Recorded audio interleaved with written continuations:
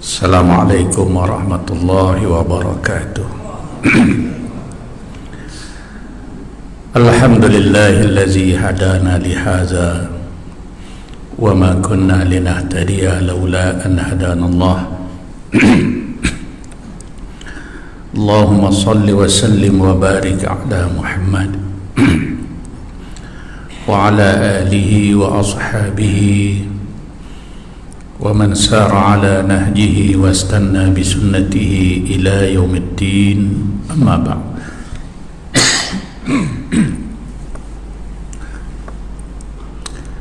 Yang dihormati pengacara majlis ilmu kita pada malam ini, Fadil Tuan Imam, pegawai serta ahli-ahli jawatankuasa masjid, seterusnya tuan-tuan dan puan-puan para jemaah yang dirahmati Allah sekalian. Alhamdulillah, kita semua diberi kesihatan, dipanjangkan umur, kita dapat beribadat, kita dapat mengimarahkan rumah Allah yang mulia ini, masjid yang indah ini. Saya duk cari masjid hak lama. Mana masjid hak mai dulu, rupanya buat lain. Nak masuk untuk seriau ni, betul tak apa. Syukur kita dapat masjid yang elok lah. Nak banding dengan masjid hak dulu yang saya mai masa 5 tahun dulu kot. Masjid lama. Sebab tu kuliah malam ni tuan-tuan dengar baik-baik, 5 tahun pula kena dia mai. Lawak no. Tuan-tuan yang dirahmati Allah sekalian, saya tak diberi apa-apa tajuk pada malam ni. Saya tanya tu Imam Ustaz ni, Ustaz kita cakap apa? Dia kata ikut suka Ustaz. Jadi saya duk fikir-fikir, saya ambil tajuk dia lah. Tajuk ceramah saya pada malam ni, kuliah malam ni, ikut suka Ustaz. Tuan-tuan, lalu kita duk tengok dalam TV 9 pagi-pagi, dia ada rancangan Tanyalah Ustaz. Malam ni kita buat rancangan baru, ikut suka Ustaz. Tuan-tuan yang dirahmati Allah sekalian,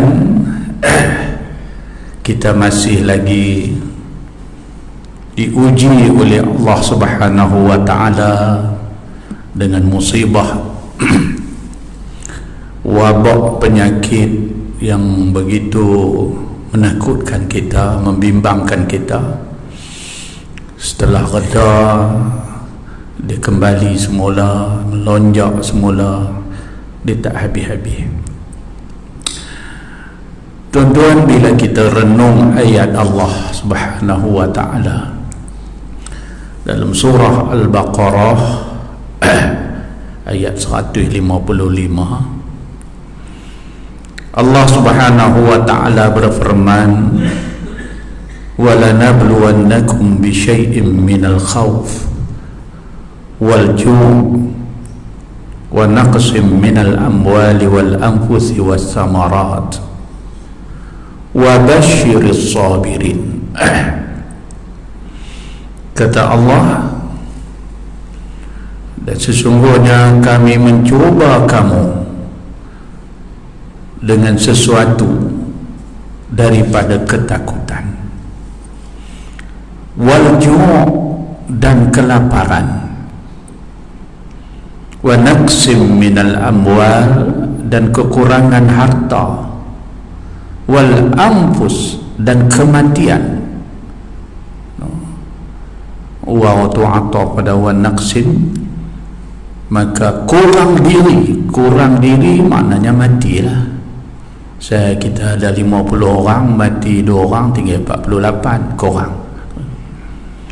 Wassamarat, dan kurang hasil buah-buahan tanaman kita. Kemudian Allah beri kabar gembira kepada kita, wa basyiris sabirin, dan beri kabar gembira kepada orang-orang yang sabar. Kata ulama tafsir, tidak ada kabar yang lebih gembira bagi kita melainkan syurga Allah Subhanahu wa ta'ala. Tuan-tuan sidang jemaah yang dirahmati Allah sekalian, menerusi ayat itu, fahamlah kita bahawa kita orang-orang yang beriman, Allah Subhanahu wa ta'ala akan cuba, akan uji. Dan ujian itu Allah nak bagi sesuatu kepada kita yang lebih baik, iaitu syurga Allah. Saya bila renung ayat ni, tengok COVID-19 ni, dia bagi kita jumpa semua ni dalam ayat ni. Satu, minal khawf, takut. Takut kita jalan pergi tempat ramai-ramai pun takut. Sehari dua ni nak pergi belah bujang pun seriau. Dulu bujang lama lepas. Takut. Sebab saya ada satu kes saja, takut kita. Tuan-tuan, kita menghadapi keadaan ni, tambah kawan-kawan sahabat kita yang ahli keluarga Allah takdirkan dapat penyakit ni, takut. Jiran takut.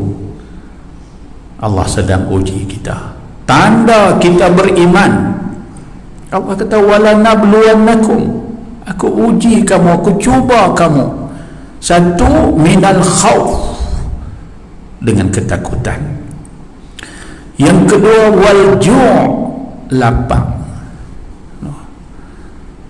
Nak buat kerja, nak pergi cari makan pun payah. Kalau takat sehari dua tak apa, macam PKP hari tu ni. Duk tunggu tetangga bila mereka nak hantar sardin dengan telur.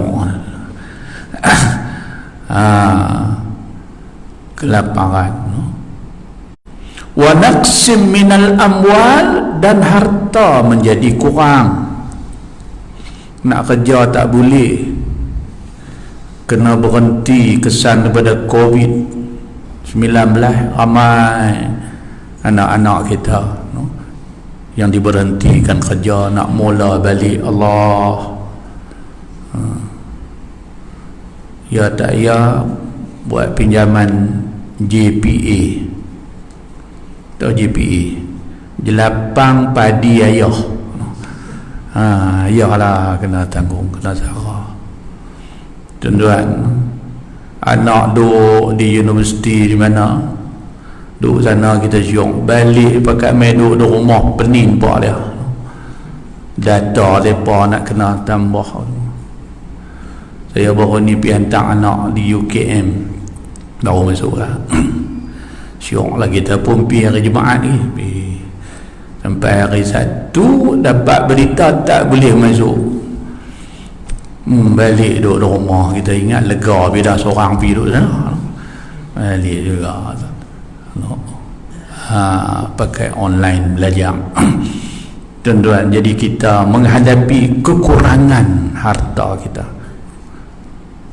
Tuan-tuan tahu ramai yang terpaksa berhenti, yang peniaga-peniaga kecil, Allahu Akbar, pemandu teksi, start pada yang PKP hari tu ni, lumpuh.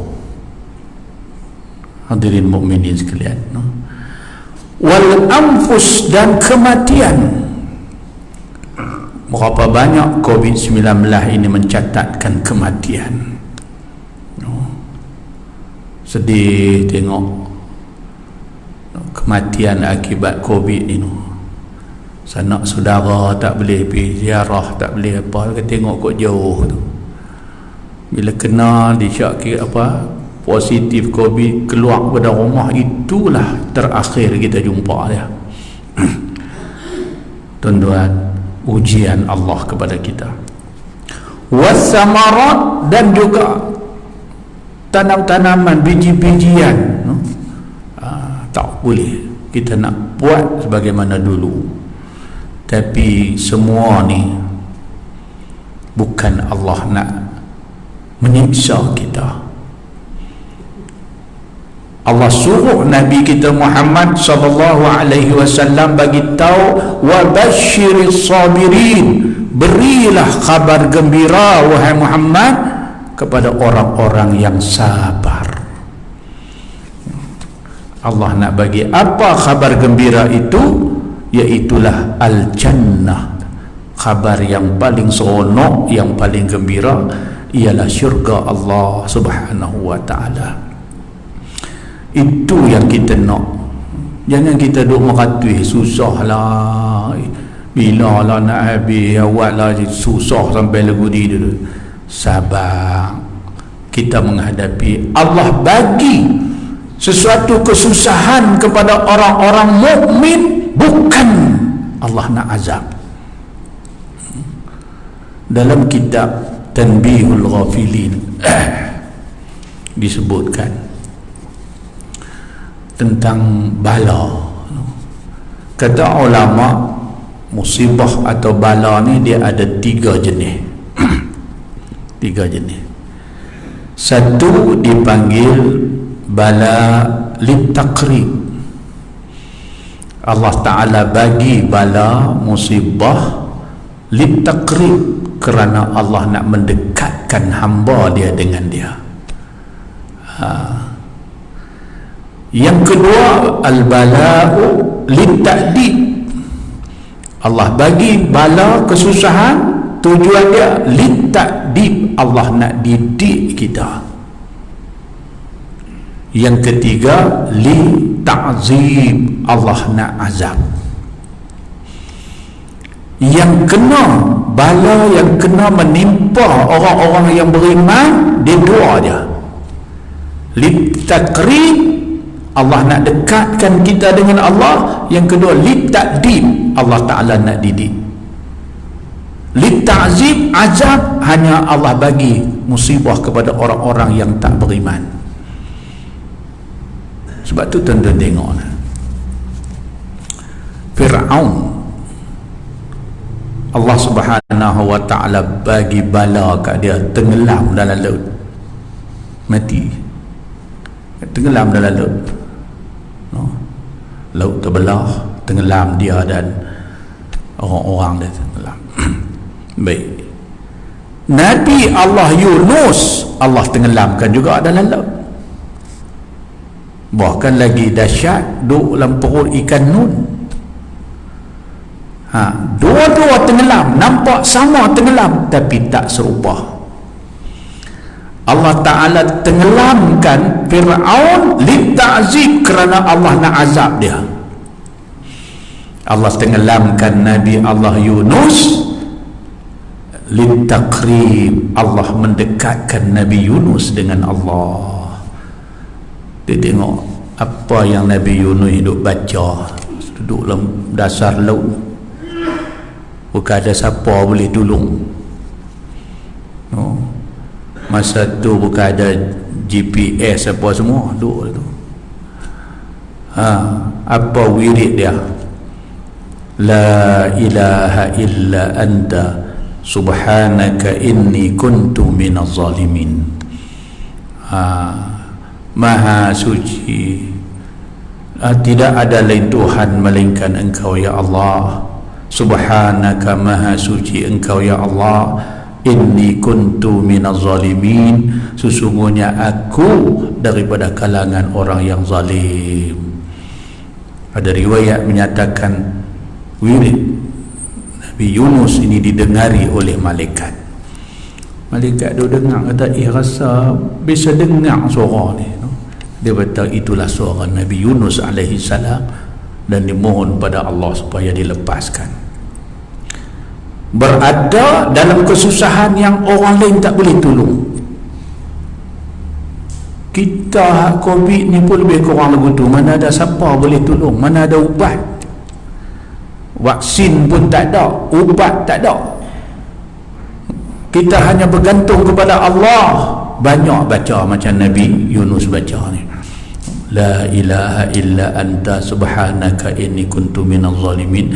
Akhirnya Allah selamatkan Nabi Yunus alaihi salam di tepi pantai ikan yang meluahkan Nabi Yunus, mengeluarkan. Sebab tu kita kalau rajin duk wirid dengan yang ni tuan-tuan, bila lagi kita berada dalam keadaan yang tak boleh buat apa dah, tak ada siapa boleh, insya-Allah Allah akan keluarkan kita daripada kesusahan sebagaimana Allah keluarkan Nabi Yunus alaihi salam daripada perut ikan nun.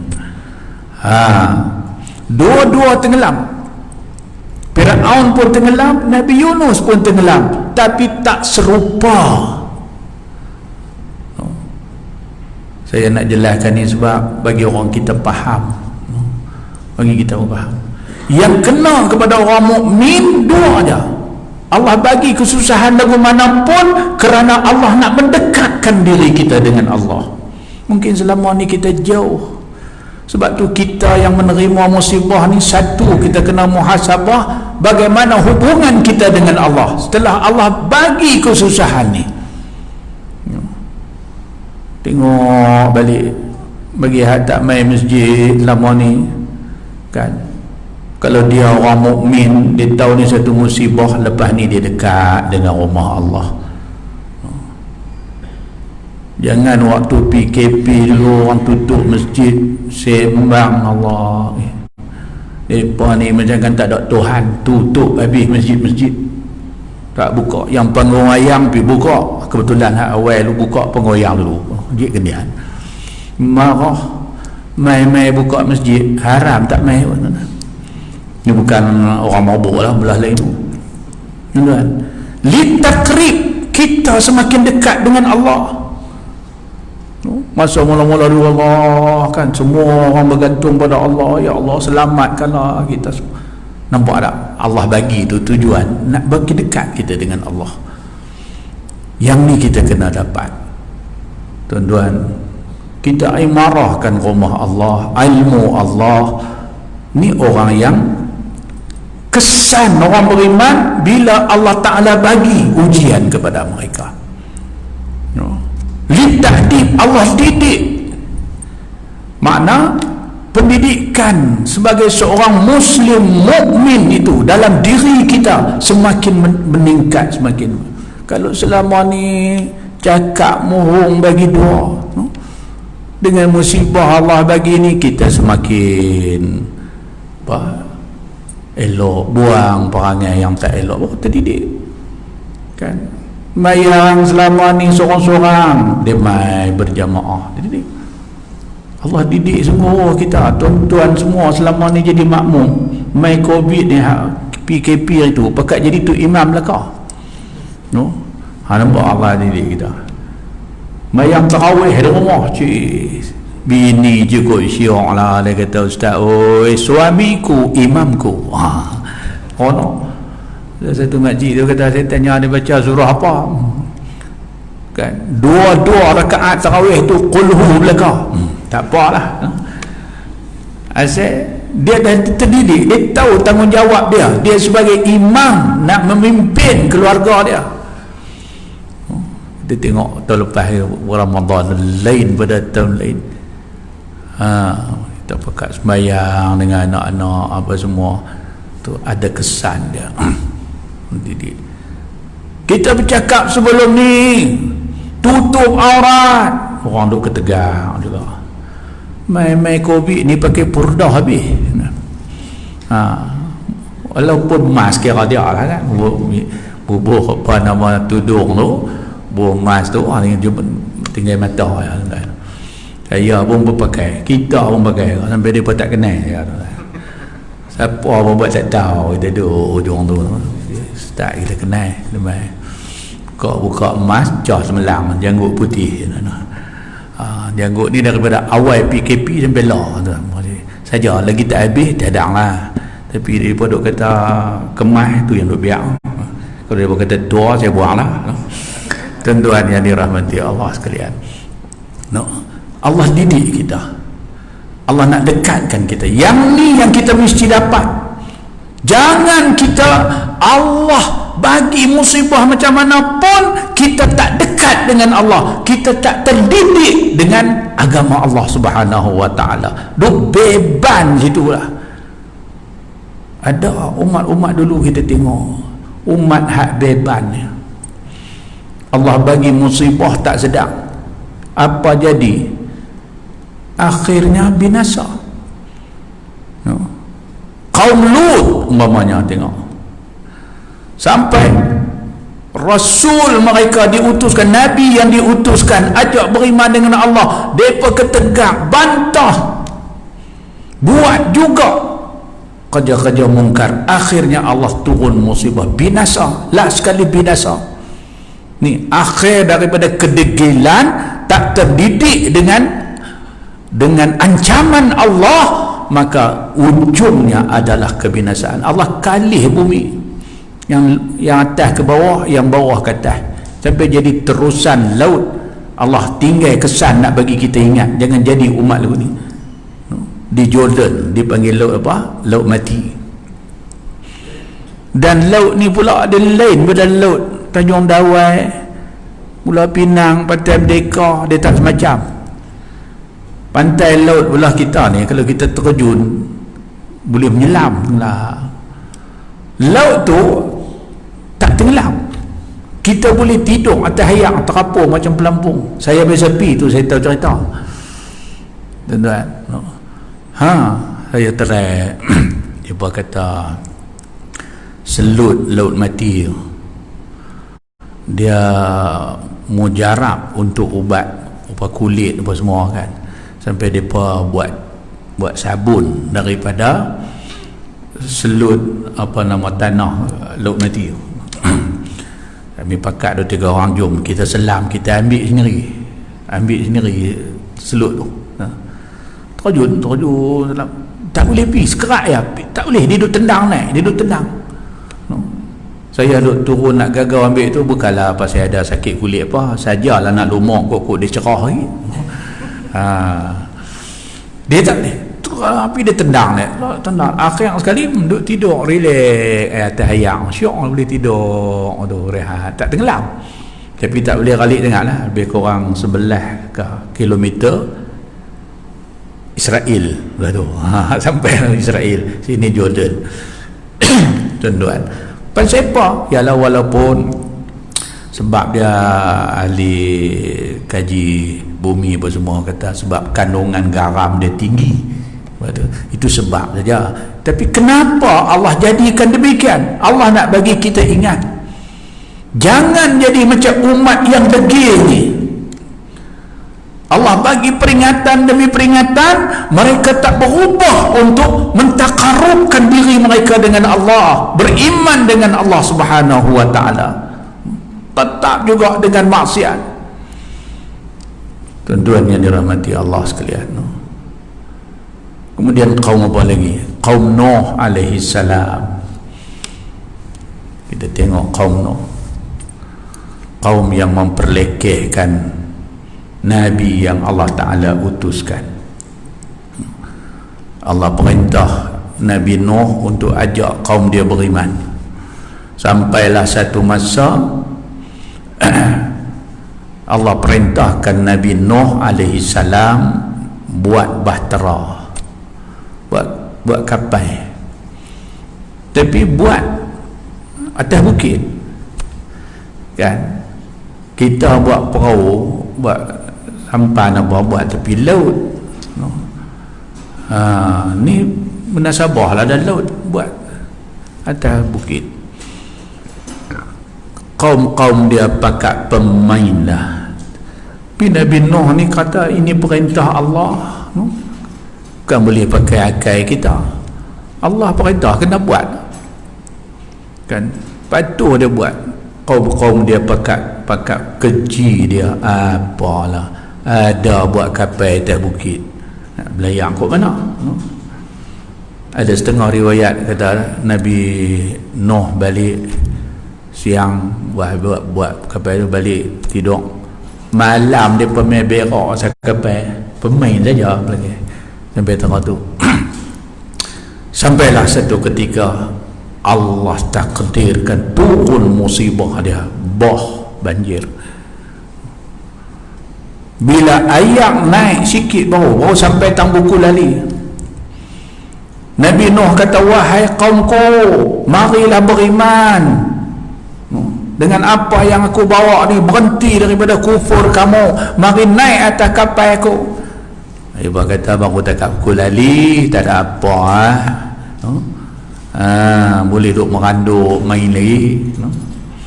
Naik sampai lutut, mari cepat, nanti kamu akan binasa, mari beriman bersama dengan aku, main naik atas kapal ni. Dia berkata, baru dekat lutut boleh buat pesta banjir lagi. Tak kata umpamanya lah, lebih kurang gitu lah. Naik sampai tang pinggang, dia berkata baru tang pinggang. Naik sampai tang tengkok, dia berkata boleh menyawa lagi. Last kali mampu terus. Kenapa? Dekil Allah duk tunjuk sikit-sikit tanda kebesaran Allah, musibah yang mampu Allah bagi, manusia dekil, tak mau berubah, akhirnya binasa. Tuan-tuan muslimin muslimat yang dirahmati Allah sekalian, kita tak nak jadi macam umat yang macam tu. Sebab tu kita nak pastikan bahawa satu kita dapat daripada musibah yang Allah timpa ini, kita semakin dekat dengan Allah, kita semakin terdidik, darjat ubudiyah kita semakin hebat di sisi Allah Subhanahu wa taala. Tuan-tuan yang dirahmati Allah sekalian, Allah nak angkat darjat seseorang tu adalah dengan musibah, dengan sabar. Dengan sabar. Selain daripada amalan kita apa semua kan, yang mengangkat tu adalah dengan sabar kita. Ada dalam kitab tafsir apa tak ingat, jumpa dibawa hadis, ada sahabat-sahabat pergi jumpa Nabi SAW, lalu mereka mengadu kepada Rasulullah SAW. Dia berkata, ya Rasulullah, kenapakah kami orang-orang yang beriman ini selalu Allah Ta'ala bagi ujian kesusahan? Susah bab rezeki, susah bab sakit demam, susah bab macam-macam lah, dengan bala musibah duk timpa. Sedangkan orang-orang yang tak beriman, kadang-kadang Allah bagi senang ya kat mereka, tak ada ujian kesusahan pun. Sedangkan mereka tak beriman. Sepatutnya kami yang beriman ni lah yang Allah Ta'ala bagi semua, tak ada masalah apa akan. Orang yang tak beriman tu lah yang Allah bagi.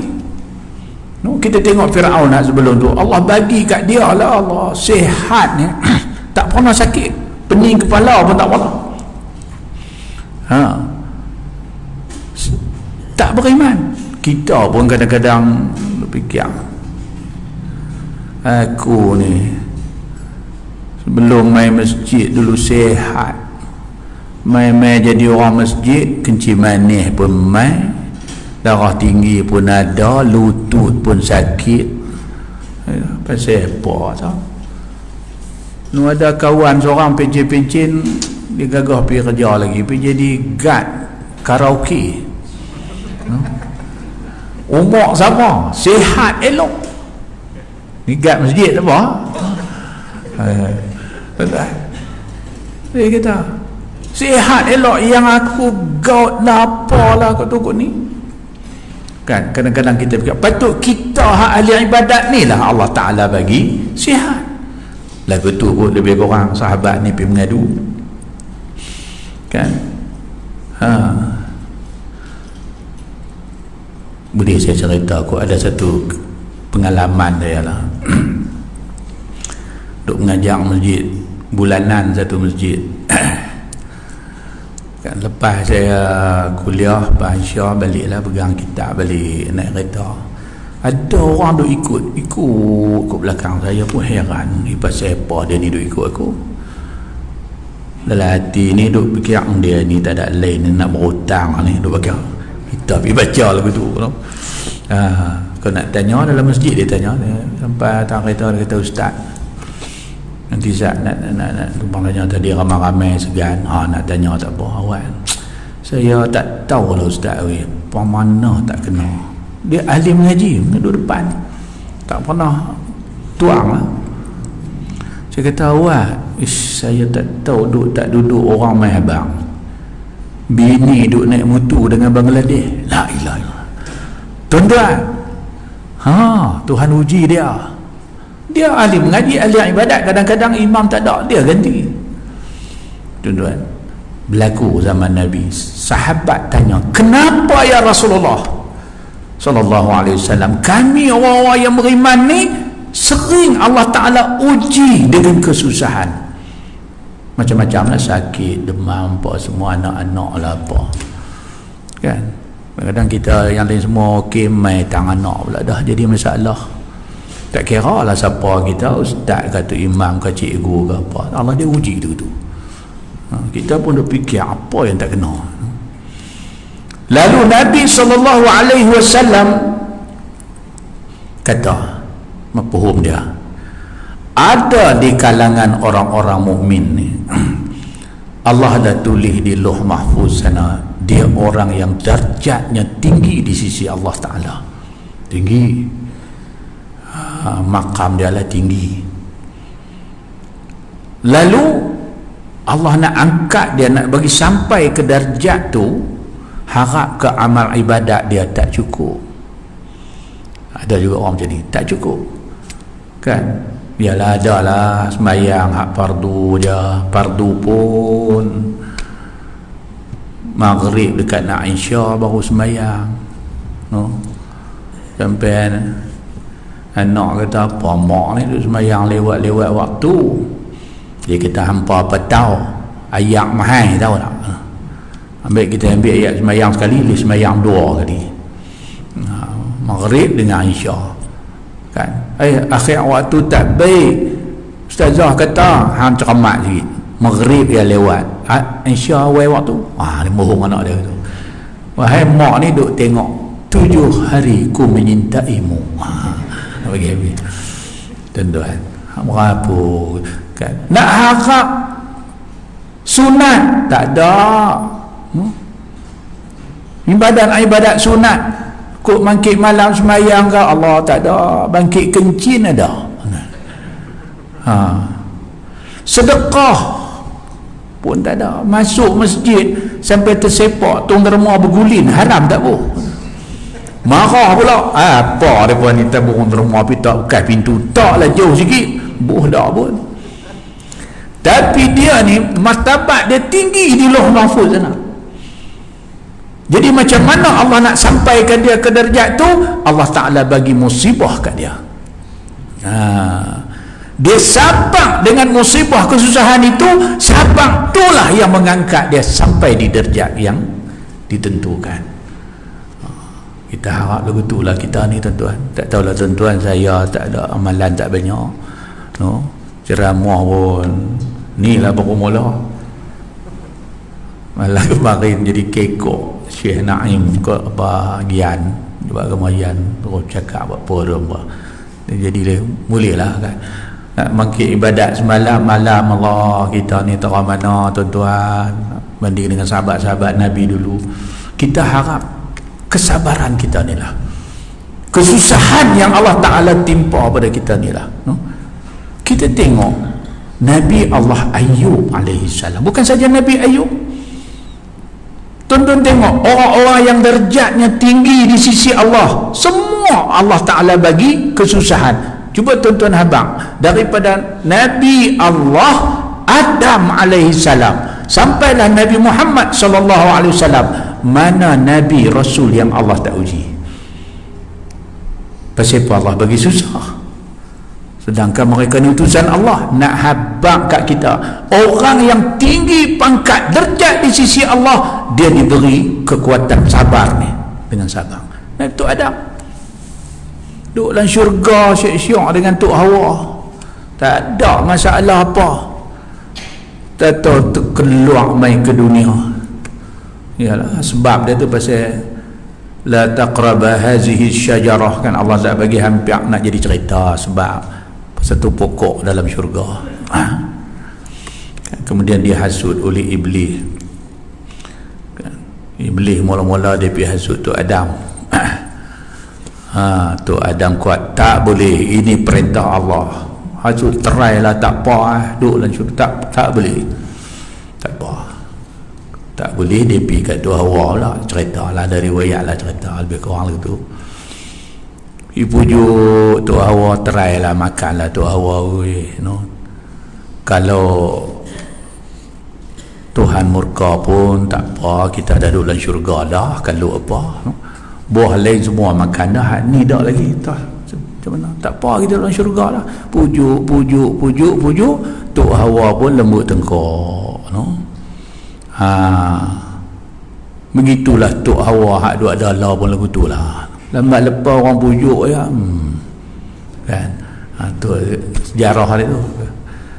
Lepas tu Tok Hawa pun pujuk Tok Adam pula. Mainlah bang Adam, kita makan, tak apa, salah pun takkan besar sangat, kita duduk dalam syurga.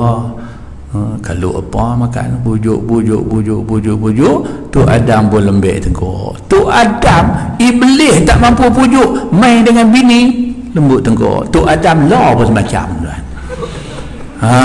Tu dia jadi lagu tu. Kadang-kadang bukan main maha guru, silat sending apa semua, selendang merah main dengan bini tak bayar. Ustaz ke bawah ustaz, tu imam pun semacam tuan-tuan. Tak payah dak kita sebenarnya bukan takut kat bini kan, kita fikir panjang, tak mau bagi hingat rayuh kan, itu hormat. Dia memang fitrah lagu tu lah. Selalunya kita ni orang lain tak boleh pujuk kita, tapi isteri boleh pujuk. Jadi makanlah ada orang, itulah menyebabkan terkeluar daripada syurga. Cuma ada satu riwayat, saya pun tak tahu lah, betul ada orang dulu-dulu lah duk cerita, tapi duk mengaji tak jumpa kan. Apa kata Tok Adam dia makan juga, tapi dalam keadaan bimbang, takut apa semua, duk fikir berdosa ni Tuhan larang, sambil nak telan tu tak boleh telan, last sekali lekat sana. Tu yang orang jantan dah hukum. Hak ni betul tak tahu. Tu awak dak telan terus, telan tubuh dah ada 2 biji, ambil keluar dah. Ni pun ambil tahu mana pun tak tahu lah. Wallahu a'lam. Dia duduk kecil-kecil dulu lah, dia dengar orang cerita. Tak apalah. Akhirnya nak jadi asbab, Allah nak zahirkan kebesaran dia, jadi alam ini kita semua terkeluar. Dan terpisah pula Adam dengan Hawa. Ada riwayat menyatakan Tok Adam turun di India kan, ni yang banyak kita jumpa lah.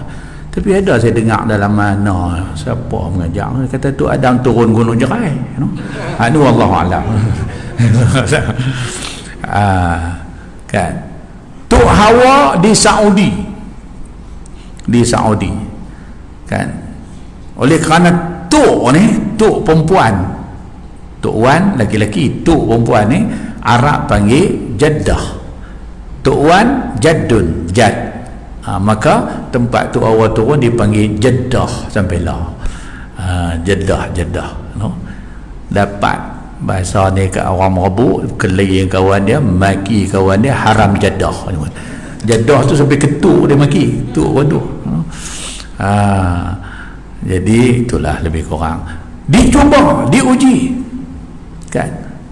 Begitu juga nabi-nabi yang lain, yang paling kita selalu duk cerita Nabi Ayub alaihi salam. Cerita Nabi Ayub tuan-tuan, Allah isytihar pada malaikat bahawa Ayub ini adalah hamba Allah yang tinggi derajatnya di sisi Allah. Lalu Iblis berkata, ya Allah, engkau belum boleh menentukan Ayub ini orang yang tinggi derajatnya di sisi Allah, melainkan engkau izinkan aku uji dia dulu. Allah nak habang kat kita, orang yang sabar itu Allah angkat derajat. Allah izinkan Iblis, buatlah nak buat apa pun. Dia turun. Nabi Ayub ni orang yang kaya dengan ladang-ladang dia, dengan perancangan Iblis, dengan izin Allah, musnah, terbakar habis ladang-ladang Nabi Ayub. Miskin Nabi Ayub. Nabi Ayub relax, tak kata apa, no? Iblis kata celak kuih boleh, tak ada apa, duduk relax, senyum macam tu. Kemudian dia ubah pula. Nabi Ayub ada beberapa orang anak, ada setengah kata 4 orang kan? Lalu dengan perancangan Iblis diracun makanan, lalu mati habis anak-anak Nabi Ayub. Dia pun duduk senyum, sabar, terima ketentuan Allah. Lalu Iblis kata tak jadi, sungguh lagu mana nak buat. Ringkas cerita, last sekali dia masuk dalam tubuh Nabi Ayub alaihi salam, dan bagi Nabi Allah Nabi Allah Ayub ni sakit, dengan izin Allah sakit Nabi Ayub. Ni ada sejarah dia Iblis. Sebab tu kita pun kan ada kadang-kadang PKMC, doktor kata tak ada apa, P pula PMC pun tak ada apa, tapi perut ku hidup besar, scan tengok tak ada apa. Lah kali nak jadi dengan Quran, ayat, dengan ayat Quran ya. Kita berubat menawak ayat Quran aja lega. Ini sejarah Iblis, dia bagi sakit dengan izin Allah lah. Sakit Nabi Ayub alaihi salam. Ada setengah ulama menyatakan kudir buta yang cukup dahsyat kena Nabi Ayub sampai berulat. Satu hari Nabi Ayub duk tengok ulat duk makan kudir di belakang kaki dia. Tiba-tiba jatuh seekor. Dia ambil balik, dia letak, makanlah ulat. Oh, ini rezeki hang. Sampai terwaktu dia punya sabar. Akhirnya tuan-tuan, sehari demi sehari semakin teruk, no? Sampai tinggal kulit dengan tulang, hidup-hidup. Lalu orang kampung benci, busuk, jijik, hambat dia. Isteri dia, masa tu dia ada 2 orang isteri, setengah 2 ayat cerita lah dia tu.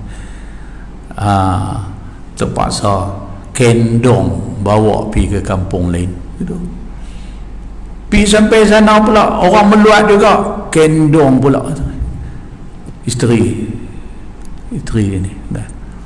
Lepas tu dia kata kat isteri dia, aku dah tak ada apa yang boleh bagi ke hampa, harta benda pun tak ada, sihat pun tak ada, apa tak ada. Jadi siapa yang nak ingin bebas, pergilah. Setengah cerita menyatakan lah sekali hak muda pergilah. Dia muda lagi, jadi hak tua ni lah duk kendong, duk jaga. Sebab tu tuan-tuan, kalau menikah 2, hak tua jangan buat lebih kurang, hak tu lah. Saya pun duk tengok banyak dah kawan-kawan Allah bagi rezeki bini ramai lah, bila dia sakit dia nak duduk dengan hak tua. Saya pun tak tahu pasal apa. Nak tahu kita kena try lah.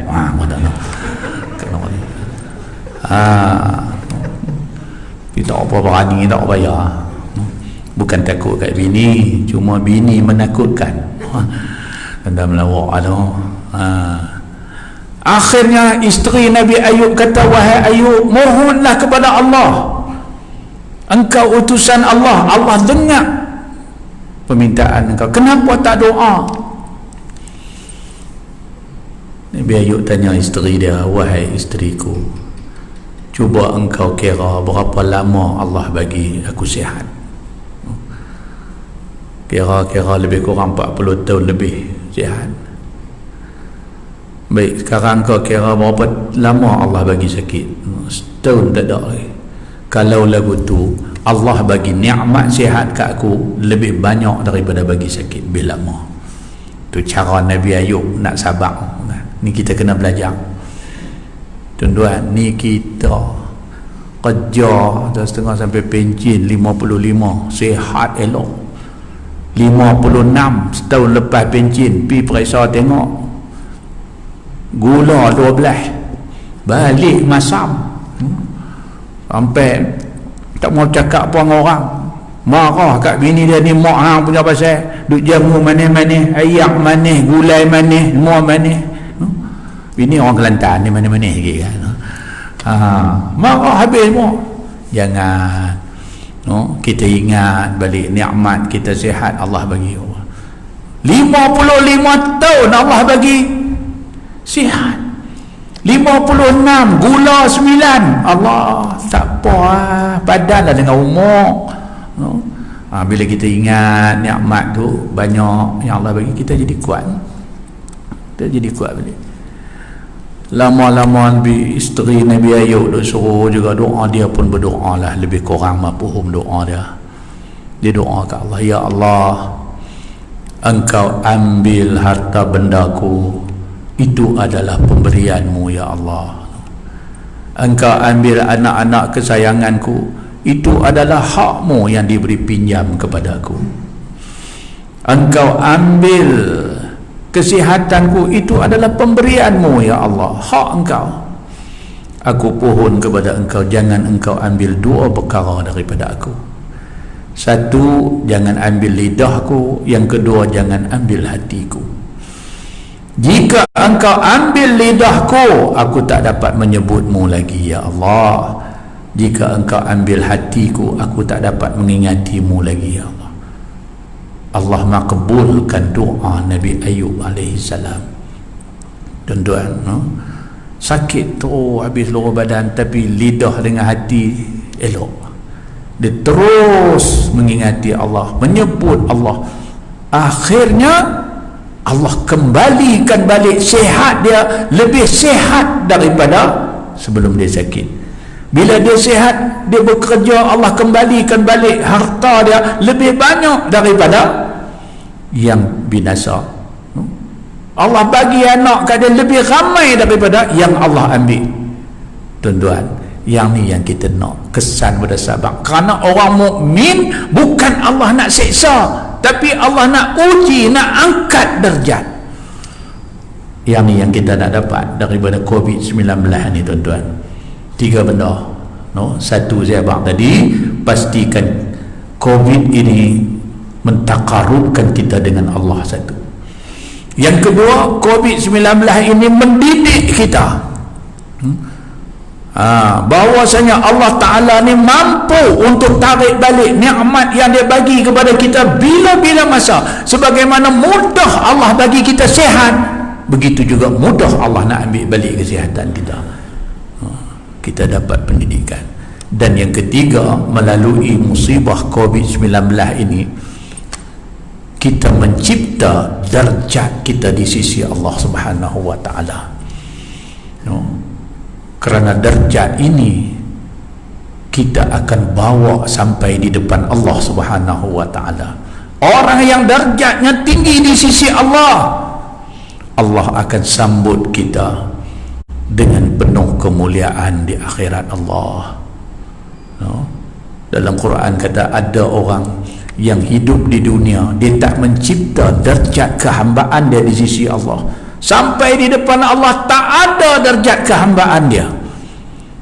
Jangankan Allah nak sambut, Quran kata wala yanzuru ilaihim, Allah pandang dia pun tak. Atas dunia dulu Allah bagi peluang nak angkat darjat, dia tak cari. Tuan-tuan, jangankan Allah nak sambut dengan kemuliaan, Allah pandang pun tak. Tuan-tuan tengok dalam Isra' dan Mi'raj, kenapa Rasulullah SAW diangkat darjat yang tinggi di sisi Allah, diberi kemuliaan, bertemu dengan Allah, sampai malaikat Jibril pun tak boleh naik dah. Kalau aku naik juga terbakar. Tapi Rasulullah diberi kemuliaan, Allah sambut dia sebagai kedatangan kekasih. Siapa Rasulullah sallallahu alaihi wasallam? Rasulullah, darjat dia tinggi di kalangan manusia. No, kita tak boleh lah 20 nak pergi jadi rasul, tak ada dah, no. Tapi darjat kita, takwa kita. Macam kadang-kadang di dunia pun kita boleh fikir orang buat kenuri, tuan. Kenuri lah kampung kita ni lah, ukui 12, tuan rumah pun tak ada nak bersiap lagi, baru pakai suit Melayu, tak ada nak duk cari sampin. Tak tahu tengok kereta mewah masuk rumah dia, hitam, cermin hitam, kereta hitam semua. Tengok nombor 2 angka, nak 3 ekor orang bayar. Dia tahu dah ni orang ada darjat mai.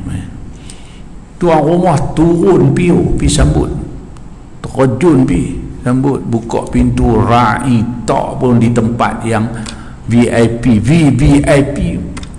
Pasal adat kita, orang ada darjat kita hormat, kan?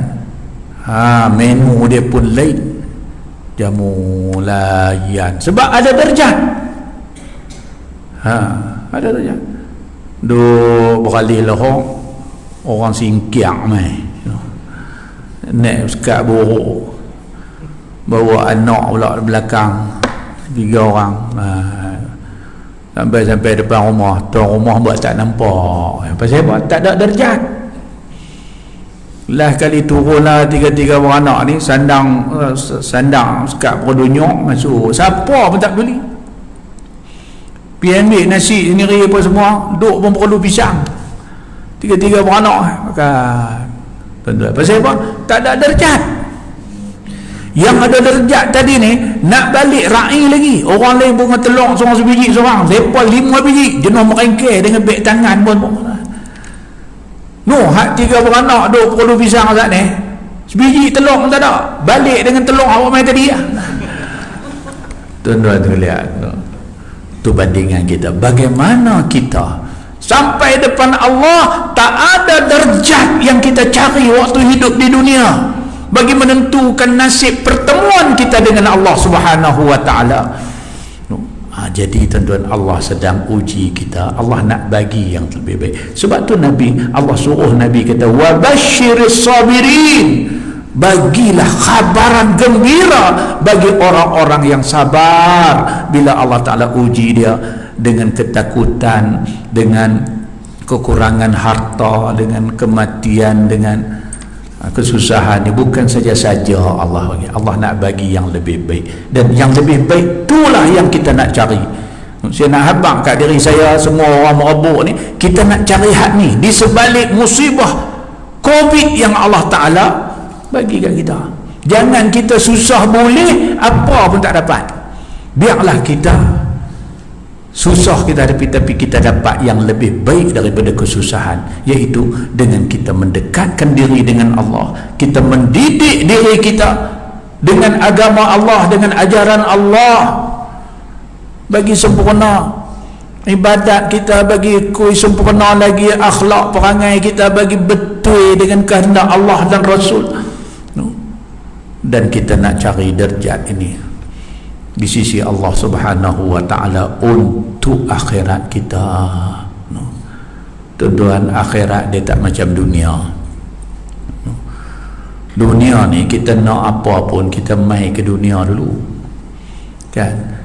Kita nak duduk dia merebuk, makan mai dia merebuk ni dulu, cari tanah, cari rumah, beli, duduk. Akhirat dah,